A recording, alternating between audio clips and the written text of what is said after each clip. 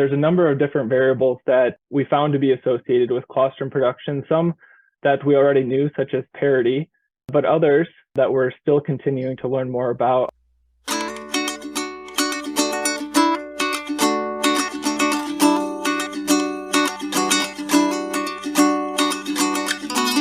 Welcome back, everyone, to the Dairy Science Digest. This is a podcast designed to bring the Journal of Dairy Science straight to the ears of dairy producers. I'm Reagan Blue from the University of Missouri Dairy Team, and today we're discussing colostrum. And you might be thinking to yourself, oh, I know all about that colostrum. However, if you pause for just a moment and think back, remember that cow that gave no colostrum, and then the next cow nearly overflowed the can. What if you could possibly better understand what causes some of these variations in volume and quality? What if you could equip your dairy calf team to be ready for those situations?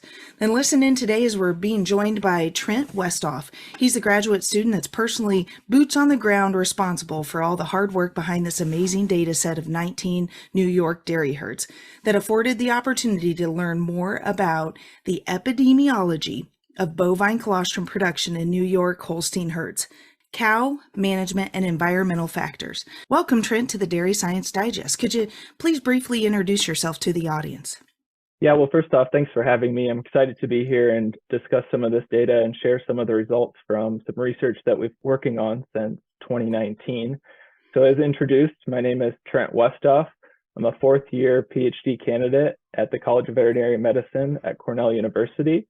I grew up on a small diversified livestock and row crop operation in Iowa, where my passion for animal agriculture began. After graduating high school, I attended Iowa State University and received a bachelor's degree in animal science. And then I moved to New York and started my PhD, and we'll be discussing some of the work that I'm conducting over the past couple years. Fantastic. And you work in Dr. Mann's laboratory, and we've recently interviewed her also in a separate podcast, but this one specifically focused on colostrum. And we all know that colostrum is so important to the success of that baby bovine. And I quote your paper saying that newborn calves rely on colostrum for essential nutrients, hormones, growth factors, and other components for early life nutrition, organ and intestinal development, and the transfer of passive immunity. This is liquid gold. And so very important topic that we're going to be talking about. And you were really just looking at a deep dive and better understanding some of the things that we can control and what we can't control. So can you talk a little bit about this observational study and how'd you enroll the herds that were involved in the study? Yeah, so I'll take a step back and kind of start from the beginning. And we all know from reading different articles and working on farms that colostrum is such an important component in that newborn calf's life. And it's made up of a number of different variables. And many of us dairy producers and researchers have identified that colostrum production varies throughout the year. So we were interested in better understanding some of the variables on farm that are associated with these changes in colostrum production. So we set out to enroll commercial dairy farms in the state of New York. And we started by enrolling 19 New York Holstein dairy farms, and the average herd size was approximately 1,500 cows. On each one of these herds, we worked with their farm staff to collect records of colostrum yield, as well as Brix percent, which, as we know on farm, is an indicator of colostrum IgG concentration throughout the course of approximately 1 year. And we also collected a number of different variables on those farms and throughout those dry periods, including temperature and humidity, as well as light intensity sensors in the close-up dry cow pen at each of the participating farms to better understand the environment that those cows were living in, as well as some of the prepartum nutrition variables and dry period length.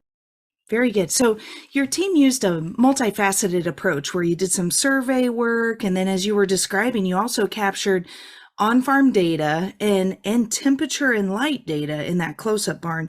Could you talk a little bit about what's one of the favorite results that you have from this data set? We set out and we collected a lot of data, and some of the most exciting data comes when we look at it as a large picture. And we know that some previous work, as well as reports from dairy producers themselves, that colostrum yield as well as Brix percent is variable throughout the year. However, in the research world, there's not a ton of data looking at multiple dairy farms that support this hypothesis. And we were able to use the data from all these different farms in order to show that colostrum yield is greatest during the summer months and decreases through the fall and winter months, which really goes out to agree with what the dairy producers are seeing in the field. So it looks like from your data set, the cows with 0 pounds of colostrum yield moved into double digits through October, November, and December, with the highest being 15.8% of cows recorded with 0 in the month of December.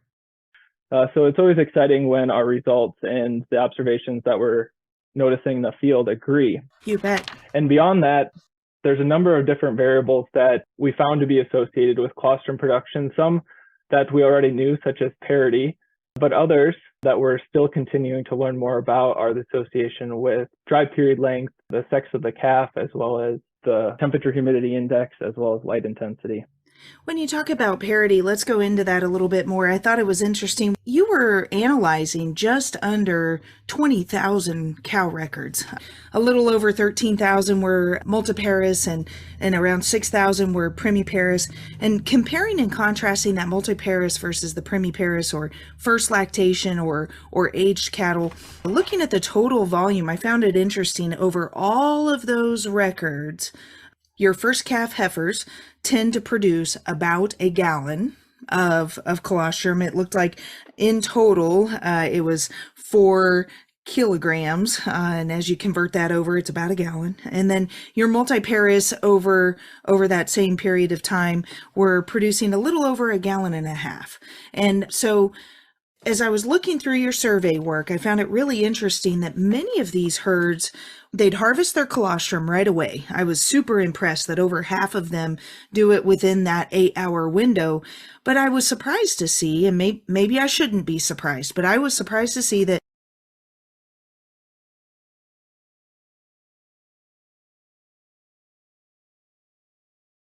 94.7% of all of the herd sampled, they feed frozen or stored colostrum. Could you talk a little bit about what listeners could glean from this potential management practice and how it could maybe help us all in some time efficiency? How do these herds manage the flow of colostrum rather than calf getting dam's colostrum? Where are they gathering the colostrum from? Yeah, that's a great question. And to start, I think it's important to understand the farms that we were working with. As I mentioned, our average herd size was just over 1,500 cows. When we think about colostrum management practices on dairy farms, the size of the herd may have something to do with how they're managing their colostrum. On the specific herds that we were working with, it was pretty common for cows to have their colostrum harvested within 8 hours of calving. And once harvested, that colostrum is cooled and either stored in the refrigerator or the freezer. And they keep a constant supply of high quality colostrum. They do that by measuring the Brix percent at harvest and making decisions with that Brix data. And then when a calf is born, depending on the farm, they can either thaw colostrum from the freezer or warm it from the refrigerator.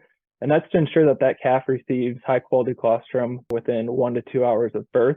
You bet. And the data suggests that over 90% of the producers were doing that. They were getting it into the calf. I also wanted to talk a little bit about the lactation effect on the Brix percentage. So the quality of the colostrum. I found it quite interesting that your first calf heifers were significantly less in quality. Can you speak a little bit to that, and how can folks best prepare when that first calf heifer is coming fresh? Yeah, that's another great question. And when we talk about Brix percent, we know that it's indirect measurement of IgG concentration, which is currently the gold standard measurement for colostrum quality. However, when we look across parities, we split these cows up into parity 1, 2, 3, 4, or 5 or greater calving. And we looked at the Brix percent that those cows produced. And our first parity cows were associated with the lowest colostrum Brix percent. And that Brix percent increased as parity increased, with our cows of 5 or greater lactation being associated with the greatest colostrum Brix percent. Mm-hmm. I think it's important to note here, though, that our our first parity animals still do have the opportunity to produce high quality colostrum. And when I was working through the data, we noticed that within Brix percent, there's a wide range of Brix percent within each individual parity. So on commercial dairy farms, we still suggest the use of a Brix refractometer in order to help us make decisions based off of the quality of colostrum. As again, I mentioned that all animals do have the opportunity to produce high quality colostrum, and using a Brix refractometer allows us to provide a quick and easy measurement in order to make a decision based off of that quality, rather than just solely going off of something like the parity of that dam. Absolutely. And it's well worth the investment. If you haven't done so already, you probably ought to own a Brix refractometer for your herd. Now, figure 2, I found really compelling. It's quite complex. If I could describe it to the listeners, and I'll be sure to put a link to the paper on the description of the podcast. So, of course, the Journal of Dairy Science offers open access, and you can view this yourself. But here on the x-axis, we have month of calving, and you're really talking about focusing in on that seasonal effect of colostrum production. But on the y-axis, on the left side, you've got heat and humidity. So it's that thermo index that we're accustomed to looking at. And then on the right side is the light intensity.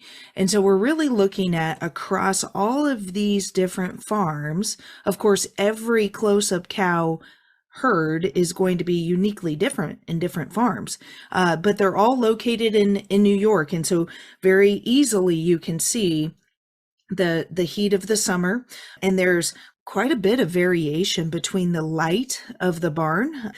Can you speak to anything? Did you find anything associated with those slightly darker barns with your close-up cow relative to colostrum production? Yes, we took 2 sensors, and one measured temperature and relative humidity, and the second measured light intensity. And previous research has associated the temperature humidity index and the photo period before calving with colostrum production. However, that data was taken from local weather stations, and we were specifically interested in looking at the actual environment that the cow is living in for those weeks before calving. So we placed those sensors into the close-up dry cow pen where that cow is spending the last couple weeks before she calves. And then we took the data and we looked at the weeks before calving. So for temperature humidity index, we looked at 7 days prior to calving. And with light intensity, we looked at the 14 days before she calved. And that's the actual environment that that cow is living in. We then took the records of their colostrum production, and we looked if the actual environment, so the temperature humidity index and the light intensity that that cow is exposed to, was associated with their colostrum production. So when talking about colostrum yield, we associated temperature humidity index and light intensity with colostrum production for multi-parous cows, with those animals being exposed to warmer and more humid environments being associated with a greater colostrum yield, and also those animals that were in a brighter environment being associated with a greater colostrum volume. I guess if we could pause there for just one moment, I can understand the importance of the light. That makes sense to me because I know that there's all those sensors that are relative to stimulate prolactin. But I don't understand if the cows are heat stressed, we saw an elevated volume of colostrum through the heat stress.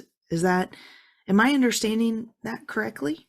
Yeah, so this data is pretty challenging to work through. So we know that colostrum production, specifically colostrum yield, increases during the summer. However, in New York, we live in a pretty temperate climate, and we associated an increase in temperature humidity index with an increase in colostrum yield. However, we're not necessarily showing a cause-effect relationship here, meaning that there's potentially other variables that are influencing colostrum production. And we know that there's a relationship between warmer environments and an increased colostrum production. However, when we think about heat stress cows, we need to think about them in a different context. I think it's really important for folks to recognize. I live down here in Southwest Missouri, and it gets some kind of hot, and these cows were likely housed number one in a barn, and I bet that it was rather comfortable. Yes. I struggle with understanding how hot it actually was in June and July in upstate New York because I've never been there. And so, but previous literature has looked at the number of hours of daylight per day or the average daily temperature. We looked at area under the curve specifically to understand the total exposure of light and temperature for those cows. However, we have it presented in this paper as the average temperature humidity index per 30-minute interval, which is how often our sensors were stamping. Kicking. So obviously during the day, it's going to be warmer, and at night it's going to be cooler. But across 7 days, those cows, every 30 minutes, were exposed to at least greater than 69.2 THI. Okay. Yeah. Okay. Say that one more time. So on average, over that 7-day window, they were exposed to greater than 69 degrees. Correct. Yeah. And so it's hot there too. Yes, yeah. yes. But yet you still found an elevated level of colostrum during that time. Yeah. Cool. Very good. But when we go back to, and there's controlled studies out there looking at cooled versus heat stressed cows, they show a reduction in colostrum production. So that's really where we have to start thinking about these associations versus a causal effect. Right. And there's quite a wide variation between the 19 different barns that you were working with relative to their light intensity.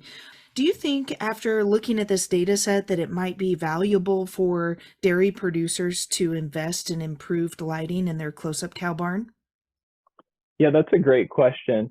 So we were able to show that between the 19 herds enrolled in our study, that throughout the course of the year, there is a wide variation in the light intensity within that close-up barn. And we can all think about barns that we've been in that are extremely dark or have very good lighting. The sun is hitting them differently. The location of that farm will change the amount of light in that barn. But when it comes to using light as a management strategy to affect colostrum production, we're not quite there yet. We understand that there's a relationship between the amount of light within that barn that cow is exposed to and her colostrum production. However, in order to use lighting strategies as a management strategies to affect colostrum production, we're going to need some additional research to understand, A, if that relationship is causal, and B, how to best utilize that lighting strategy to affect colostrum production, but also consider the milk production of the next lactation for that cow. That would be curious to see if there's a carryover effect stimulating the prolactin perhaps. Do you think there might be? Yeah, some of Dahl's work would suggest managing cows on a short photo period during the dry period will affect early lactation milk production for that cow. So I think it is something that we should consider for colostrum production as well as milk production. Fabulous. Makes sense. Very good. So as we go down the line on table 5 about all of these different parameters that have statistical significance on colostrum production, we've talked and touched on a lot on the parity side of things. We've talked a little bit about heat and humidity exposure and light intensity.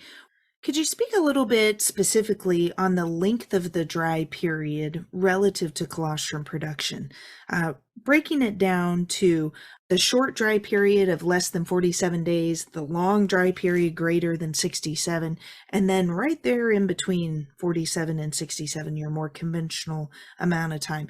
How does that duration in the dry period impact total volume of colostrum of the subsequent lactation? We found an association between the length of the dry period and the colostrum production for that cow. Those cows having less than 47-day dry period producing 9.2 pounds of colostrum. Those animals with a 47 to 67-day dry period being associated with 11.5 pounds of colostrum. And those animals with a longer dry period of greater than 67 days being associated with 14 pounds of colostrum. So this data show us that those animals that had a longer dry period were associated with an increased colostrum yield. However, when we're managing cows on farm, we don't think about actual days dry. We think about managing cows for an expected dry period. usually around approximately 60 days. However, some dairy and some management strategies are going for a shorter day, maybe that's 45 days.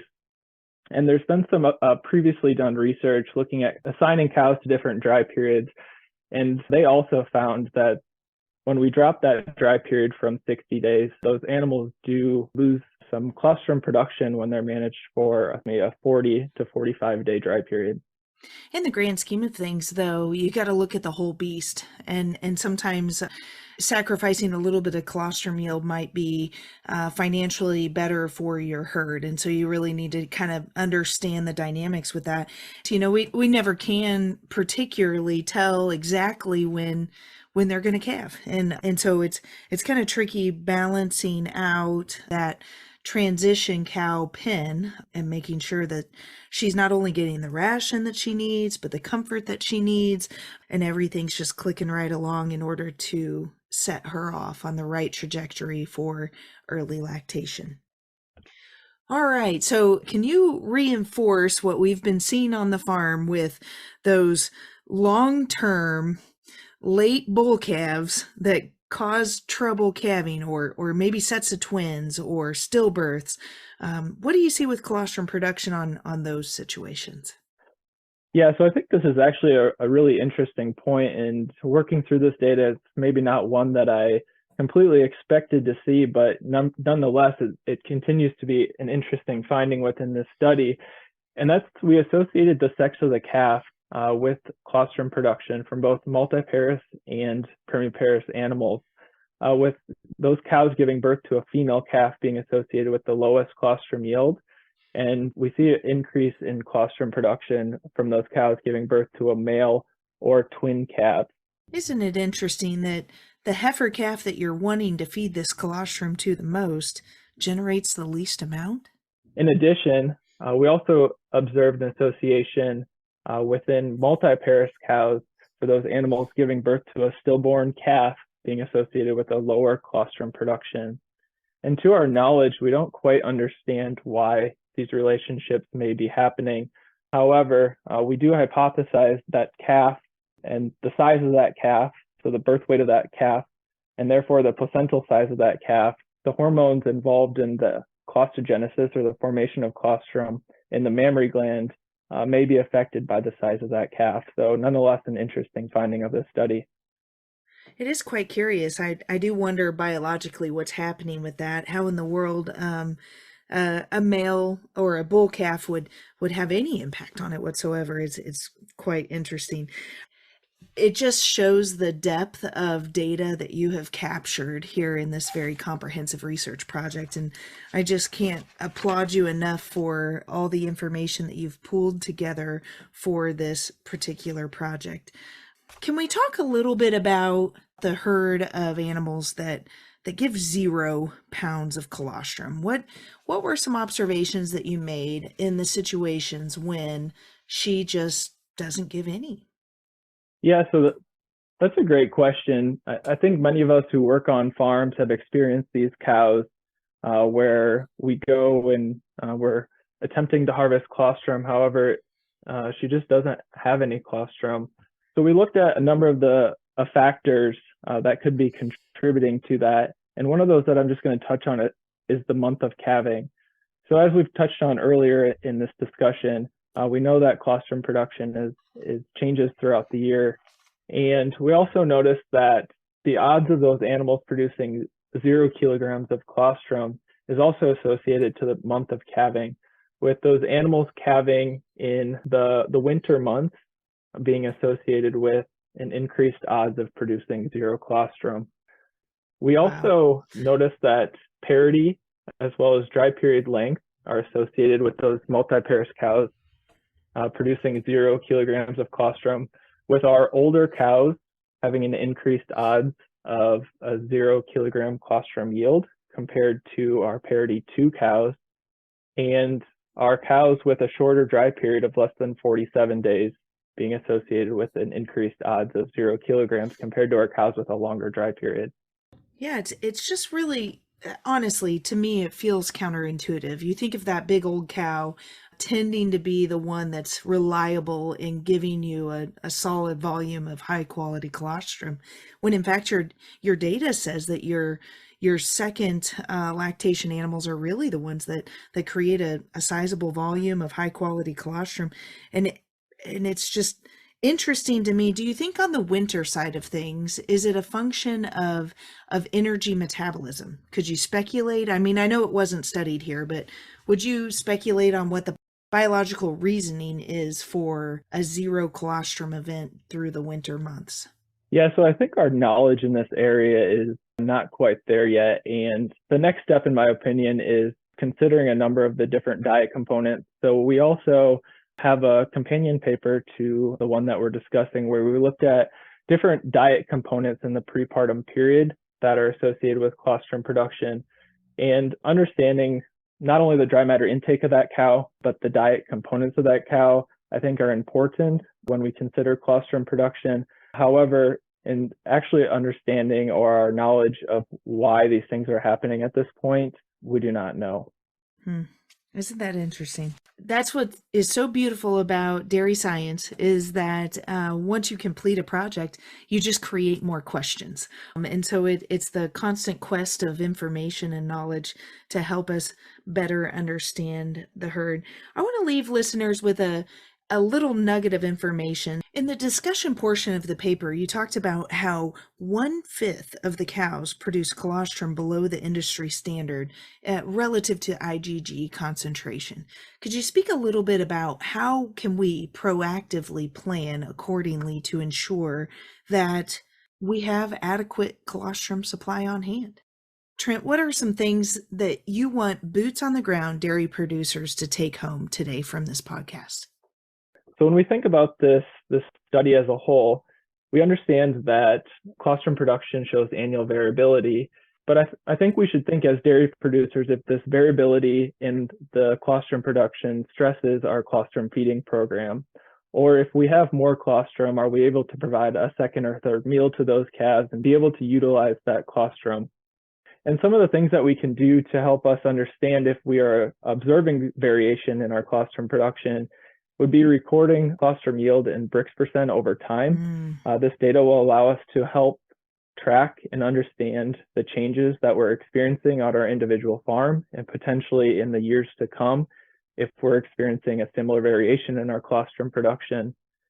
And if we are having a colostrum program that is stressed during certain periods of the time throughout the year, we can use our trusted farm advisors to review a number of the different variables that we discussed today, which would include variables such as the dry period length that we're utilizing on our farm and potentially the prepartum diet components, in order to understand if there's changes that we could make either short or long term in the attempt to hopefully help us troubleshoot our short colostrum supply.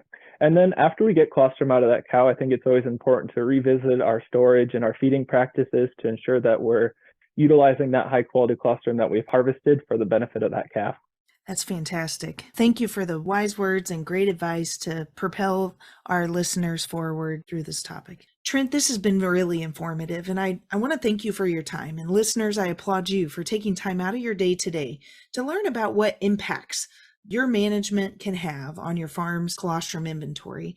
I've really enjoyed our conversation, and this has been the February edition of Dairy Science Digest, a monthly podcast project designed to bring the Journal of Dairy Science straight to the ears of dairy producers.